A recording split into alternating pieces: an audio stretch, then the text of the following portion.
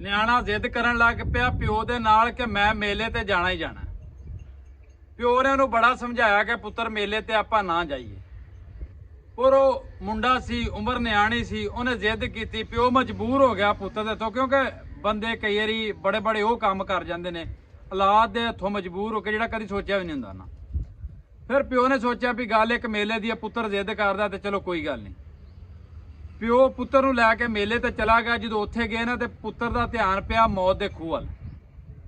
ਆਂਦਾ ਪਿਓ ਨੂੰ ਵੀ ਮੌਤ ਦਾ ਖੂਹ ਵੇਖਣਾ। ਪਿਓ ਆਂਦਾ ਪੁੱਤਰਾ ਆਪਣੇ ਕੋਲ ਇੰਨੇ ਪੈਸੇ ਕੋਈ ਨਹੀਂ, ਆਪਾਂ ਨਹੀਂ ਵੇਖਣਾ।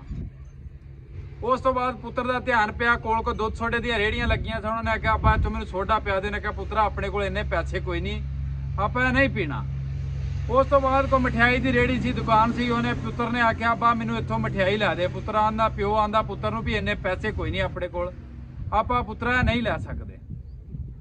ਇਸੇ ਤਰ੍ਹਾਂ ਕੋਲ ਪੰਘੂੜਾ ਲੱਗਾ ਸੀ ਬੜਾ ਵੱਡਾ। ਜਦੋਂ ਉਧਰ ਨੂੰ ਹੋਏ ਨਾ ਤੇ ਵਾਮ ਦਾ ਇੱਕ ਵਾਰੀ ਹਜੂਮ ਪਿਆ ਤੇ ਪਿਓ ਪੁੱਤਰ ਆਪਸ 'ਚ ਨਿਖੜ ਗਏ। ਜਦੋਂ ਪਿਓ ਪੁੱਤਰ ਆਪਸ 'ਚ ਨਿਖੜ ਗਏ ਨਾ ਤੇ ਉਹ ਹੁਣ ਨਿਆਣਾ ਰੋਣ ਲੱਗ ਪਿਆ, ਪਿਓ ਨੂੰ ਲੱਭਣ ਲੱਗ ਪਿਆ। ਆਵਾਮ ਬੜੀ ਸੀ, ਪੁੱਤਰ ਲੱਭੇ ਨਾ। ਲੇਕਿਨ ਉੱਥੇ ਕੁਝ ਅੱਛੇ ਇਨਸਾਨ ਸਨ, ਅੱਛੇ ਲੋਕ ਸਨ। ਉਹਨਾਂ ਇੱਕ ਇਨਸਾਨੀਅਤ ਦੇ ਨਾਤੇ ਉਹਨੂੰ ਰੋਂਦੇ ਨੂੰ ਵੇਖਿਆ।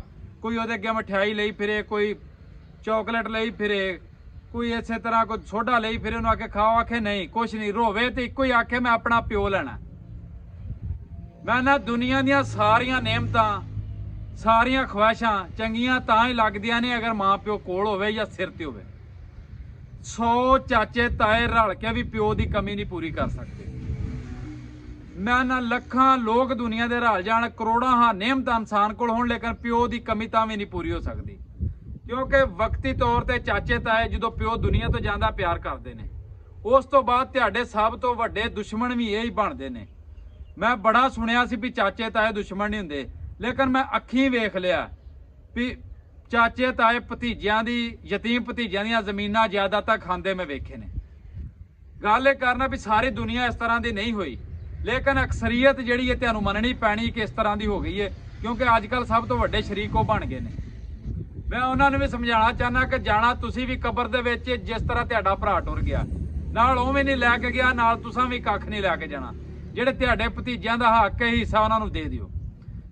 ਇਹ ਤੁਸੀਂ ਆਪਣਾ ਕਿਆਮਤ ਦਾ ਬਾਲਣ ਨਹੀਂ ਬਣਾਉਣ ਡੇ। ਜੇ ਤੁਹਾਡੇ ਗਲ 'ਚ ਕਿਆਮਤ ਵਾਲੇ ਦਿਨ ਪਾਇਆ ਜਾਣਾ, ਤੁਹਾਡੇ ਮੂੰਹ ਤੇ ਦੁਨੀਆ ਤੇ ਵੀ ਲਾਹਨਤ ਪੈਣੀ ਹੈ ਤੇ ਆਖਰਤ 'ਚ ਵੀ ਪੈਣੀ ਹੈ। ਤੇ ਇਸ ਤੋਂ ਕਰਕੇ ਜਿਹਦਾ ਕਿਸੇ ਦਾ ਹੱਕ ਹੈ ਉਹਦੇ ਹੱਕਦਾਰ ਨੂੰ ਹੱਕ ਦਿਓ। ਅਗਰ ਤੁਹਾਡੇ ਨਾਲ ਨਹੀਂ ਚੰਗਾ ਰਵੱਈਆ ਕਰਦੇ ਤਾਂ ਉਹਨਾਂ ਨਾਲ ਕੂਣ ਬੋਲਣ ਬੰਦ ਕਰ ਦਿਓ। ਉਹਨਾਂ ਦਾ ਹੱਕ ਉਹਨਾਂ ਨੂੰ ਦੇ ਦਿਓ, ਨਾ ਉਹਨਾਂ ਨੂੰ ਬੁਲਾਓ। ਲੇਕਿਨ ਇਹ ਵੀ ਤੁਸੀਂ ਇਨਸਾਫ ਤੇ ਕਰ ਸਕਦੇ ਜੇ, ਨਾ ਅਦਲ ਤੇ ਕਰ ਸਕਦੇ ਜੇ। ਉਹ ਅੱਗੋਂ ਉਹਨਾਂ ਦਾ ਰਵੱਈਆ, ਅਗਰ ਤੁਹਾਡੇ ਨਾਲ ਉਹ ਚੰਗਾ ਨਹੀਂ ਕਰਦੇ ਤੁਹਾਡੇ ਭਤੀਜੇ, ਤੇ ਕੱਲ ਕਿਆਮਤ ਵਾਲੇ ਦਿਨ ਵੀ ਦੇਣ ਦੇ, ਦੁਨੀਆ ਤੇ ਵੀ ਦੇ ਕੇ ਜਾਣ ਦੇ। ਕਿਉਂਕਿ ਇਹ ਤੇ ਹੋ ਹੀ ਨਹੀਂ ਸਕਦਾ ਕਿ ਜੋ ਤੁਸੀਂ ਕੀਤਾ ਹੋਵੇ ਤੁਹਾਡੇ ਤੱਕ ਵਾਪਸ ਪਰਤ ਕੇ ਨਾ ਆਵੇ। ਅਗਰ ਤੁਸੀਂ ਚੰਗਾ ਕਰੋ ਤਾਂ ਮੁੜ ਕੇ ਤੁਹਾਡੇ ਤੱਕ ਚੰਗਾ ਤੁਹਾਡੀ ਜ਼ਿੰਦਗੀ ਜ਼ਰੂਰ ਆਏਗਾ। ਅਗਰ ਬੁਰਾ ਕਰਦੇ ਤਾਂ ਬੁਰਾ ਜ਼ਰੂਰ ਆਏਗਾ। ਅੱਜ ਤੁਸੀਂ ਅਗਰ ਬੁਰੇ ਦਾ ਸਾਥ ਦੇ ਰਹੇ ਜੇ ਜਾਂ ਬੁਰੇ ਦੇ ਨਾਲ ਖਲੋਤੇ ਜੇ ਜਾਂ ਬੁਰਾ ਕਰ ਰਹੇ ਜੇ, ਤੁਹਾਡੇ ਤੱਕ ਜ਼ਰੂਰ ਮੁੜ ਕੇ ਆਉਣਾ ਵੇ। ਇਸ ਤੋਂ ਕਰਕੇ ਅੱਜ ਸੋਚ ਲਓ ਤੁਹਾਡੇ ਕੋਲ ਵਕਤ ਤੇ। ਬਾਕੀ ਮੇਰੀ ਦੁਆ ਹੈ ਕਿ ਹਮੇਸ਼ਾ ਹੱਸਦੇ ਰਹੋ, ਵਸਦੇ ਰਹੋ। ਅੱਲਾਹ ਪਾਕ ਸਭ ਨੂੰ ਨੇਕ ਹਦਾਇਤ ਦੇਵੇ। ਤੇ ਅਗਰ ਰਹੀ ਜ਼ਿੰਦਗੀ ਤੇ ਇਨਸ਼ਾਅੱਲਾ ਫੇਰ ਜ਼ਰੂਰ ਮਿਲਾਂਗੇ।